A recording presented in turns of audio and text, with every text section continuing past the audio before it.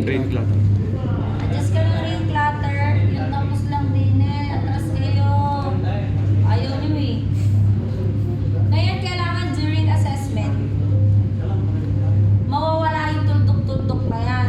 Kailangan magiging malinis na ganyan yung radar ninyo. Okay, ma'am. Okay po? Apo. Sabi, during assessment po, lalakasan natin yung alon, yung ulan. Clear? Ay, ma'am. After that,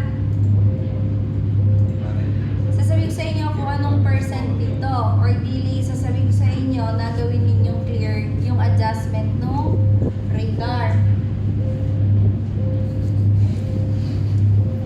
Nagpinchang Gusto nyo mag-demon eh, o di mag-demon kayo ah.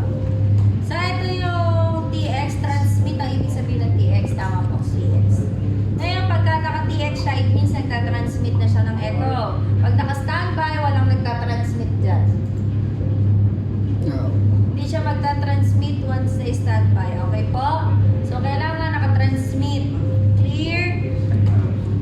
So, again, ito po yung range para mag-zoom out and zoom in.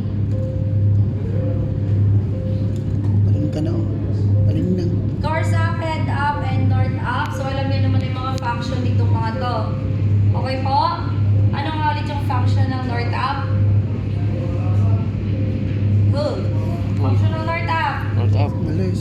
Ay, So, gano'n. nakalimutan ko po. Ha? North up ko nasa north, nandun siya. Ay, oh. Course up ko, ano yung course mo? Yun yung nirurunggo ng vessel mo. Head up. So always lang siya naka 0-0. Clear? Ay, Ay, ma'am. ma'am.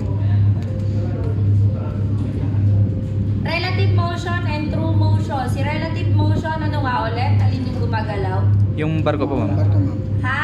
Yung barko po. Barko po. Yung barko? Ay. Di ba?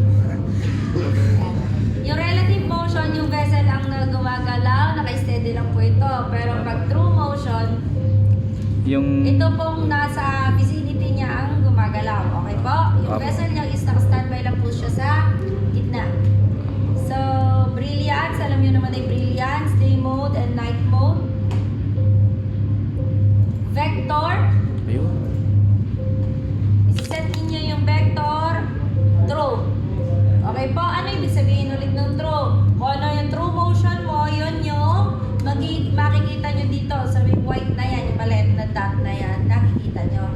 Sabihin niya yung vector mo, ganyan yung isinet mo, pwede mo siyang masabaan. Okay? Ibig sabihin, mas makikita mo, may padpad ka sa starboard, pinapadpad ka through port side, makikita mo saan papunta to. Clear po? Clear ba? Ay, ma'am. Wala kasi tayong current and wind. Kaya,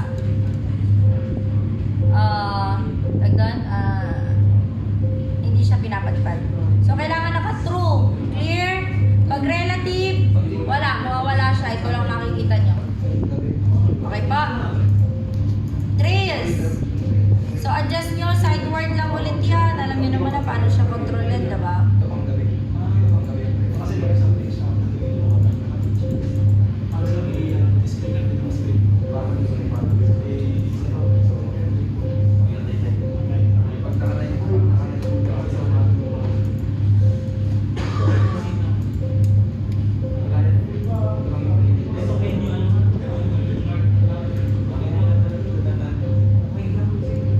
And, so sa trails, dadagdagan nyo siya, magkakaroon siya ng blue dito, mapapansin nyo. Di pala galing ang bato. Tulad ng ina, diba? Nung in-adjust nyo siya dun sa may kabila, masyado na kasi siyang malayo eh. Hindi nyo na siya makikita. O, diba? Nawawala masyado ng malayo kasi.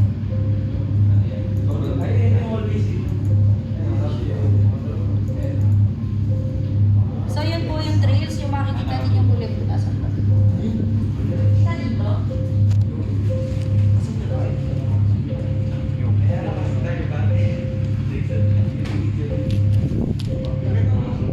Past position mo, this one yung puti, makikita mo kung nasaan.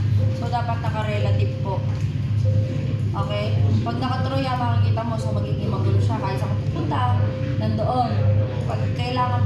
lang siyang relative. Clear po? Hindi mo nang palabas yung ano eh.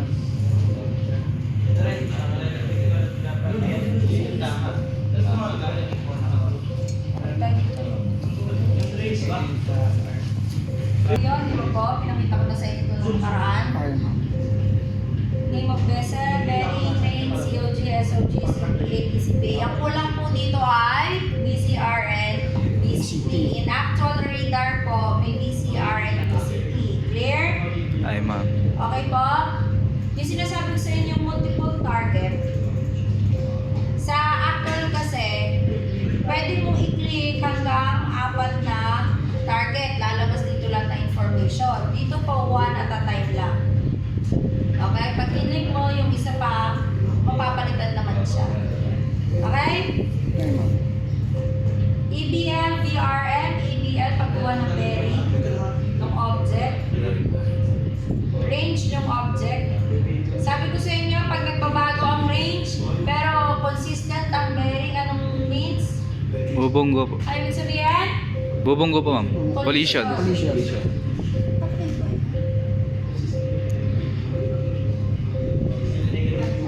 Patay po itong isa, ma'am.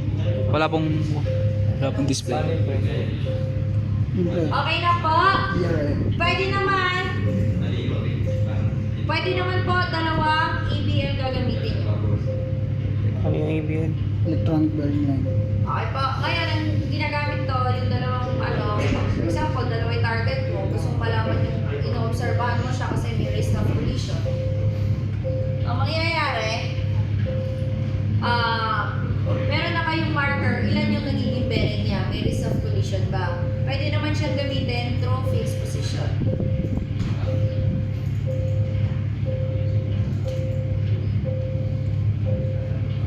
Buka ka ng bearing dito. May lighthouse din eh. Buhanin mo yung opposite. Yun yung magiging ano yan?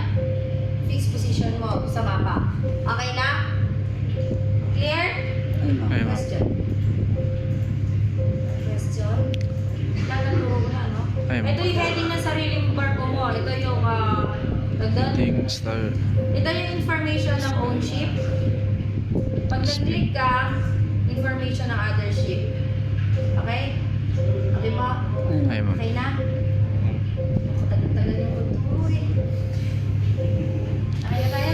Ay, ma'am. Send ko na lang sa GC to.